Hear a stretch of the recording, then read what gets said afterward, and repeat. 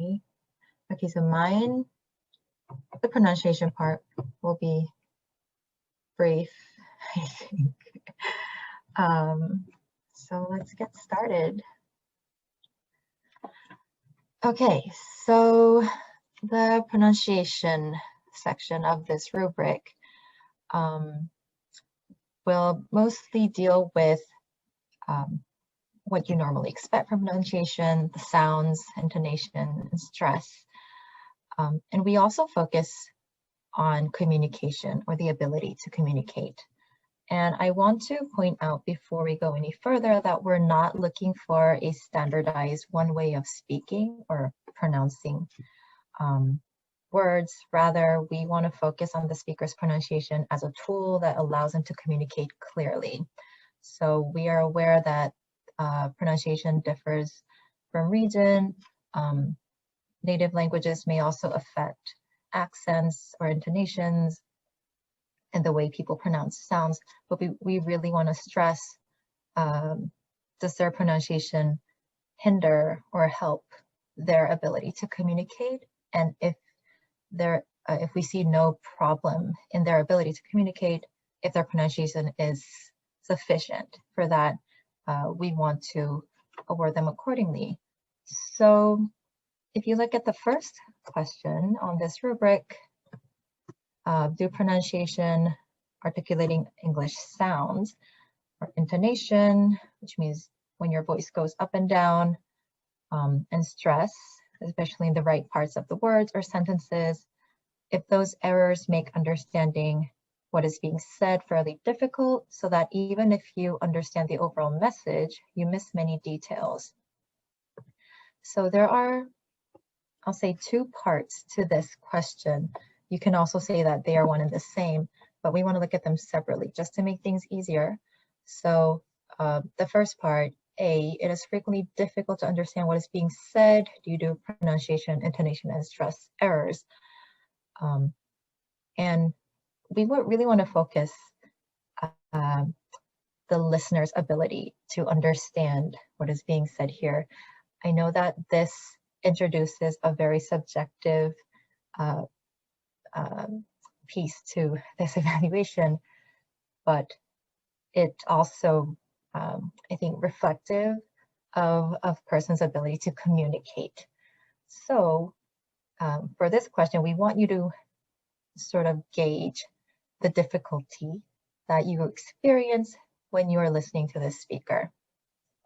And the features that will make understanding difficult would be errors in pronunciation, like how they pronounce the sounds, awkward intonations. That's, for instance, they might raise their voice at the wrong part, wrong by your understanding, and throw you off and make it difficult to understand that sentence.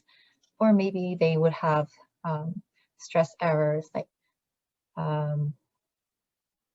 having stress in different parts of the words where you might think is more conventional. The second part, also very closely related to that first part, is even if you do understand the response overall, you may miss many details. So another way to sort of decide whether this utterance is difficult due to pronunciation is to think about, you understand the gist of what has been said, but can you recall or can you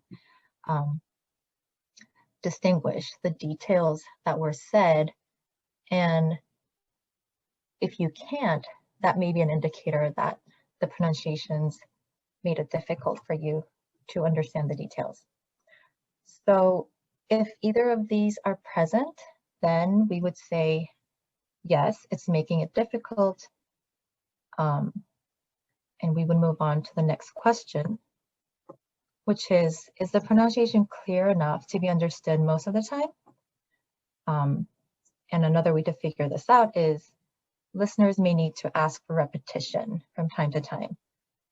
So if you are, if you need to ask the student to restate themselves, what they said, or maybe, ask for clarification, that is an indicator that the pronunciation is making it difficult to understand. And so if it is, then you would give them a 1. If you don't have to ask many questions for them to clarify what they're saying, then we would give them a 2. Okay, so the next question that we look at is when they're the errors that they have in pronunciation when they don't make what they're saying fairly difficult. And even then, we ask, do errors with individual sounds repeatedly make the meaning unclear? And here we want to look at 3 instances. So Daniel mentioned in his grammar session about slips of the tongue. And again, anyone can make a very small mistake when they're speaking, right? Sounds may escape us, and we don't penalize for that. And you will see that this is a slip of the tongue or a mistake, depending on how often it happens or how they correct themselves. And then we want to look at, do these sound errors, do they appear with specific words? For instance, someone might say the word couch incorrectly and say cooch, but then for other words that involve the C sound or ow, right, from couch, and then the CH sound, for other words, they may have no problem in pronouncing them correctly. Then we know that they are specific to the words that they uttered. And another instance is when their errors are occurring in specific sounds. For instance, a person might say like that they are sweeting instead of they're sweating, or weapons instead of weapons. So in that case, a specific sound is repeatedly made in an incorrect manner, or a manner that makes it difficult for the listener to understand. And then when that happens, we would say yes to this question, right? So yes, the errors repeatedly make the meaning unclear, which would actually bring us to this lower question. Does the speaker have control over word stress, intonation, and sounds? So we already established that repeated sounds or repeated errors in certain sounds do make the meaning unclear sometimes, right? But among those speakers who have these repeated errors, we still want to distinguish those who have a general control in other areas like word stress, intonation, and sounds, and those who really do have frequent errors. So that is why we have the 3 and the 4, and we can make this distinction here. The final question that we look at is the response free of pronunciation, intonation, and stress errors. And this question is really intended to distinguish the ones who do not have errors in pronunciation, intonation, and stress errors, which would get a 6, whereas those who, again, we have established that they do have some sounds where they repeatedly use, and that makes the meaning unclear, and they still or actually, let me go back. So, right. So, okay. So the students who are the main concern of this question would be those who, from the previous question, did not have individual sounds that were repeated and that made the meaning unclear, but they had some, right? Very frequent, very infrequent, rare occasions when that happened. And those students would receive a 5, whereas the students who do not have any, right, pronunciation is mainly, mostly flawless, they would receive a 6. So that is how we evaluate pronunciation with this rubric.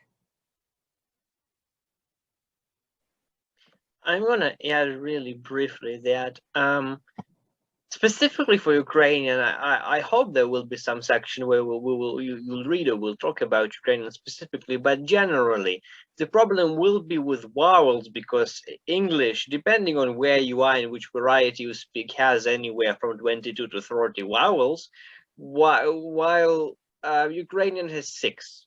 And so that leads to some issues, or as people in Britain would say, issues. A similar thing is happening with, but the reverse actually is happening with consonants, because you have about 24, 25, 26 consonants in English, depending again on where you are and which variety you speak. And in a severe contradistinction to vowels, Ukrainian has about 36 consonants, and so that's so it will be a challenge in multiple respects to listen to Ukrainian speakers. But again, you get used to it, and as so Young can attest, she understands them better than I do at this point, I think, in my experience. So yeah, I think there will be some additional training, or if not, you just get used to it. It's not that difficult. It's actually it's most of the time it's understandable, right? Right. And another thing that we will get into, get a closer look at training, is the specific sounds that are characteristic of Ukrainian students who you will be evaluating. So that will make things easier.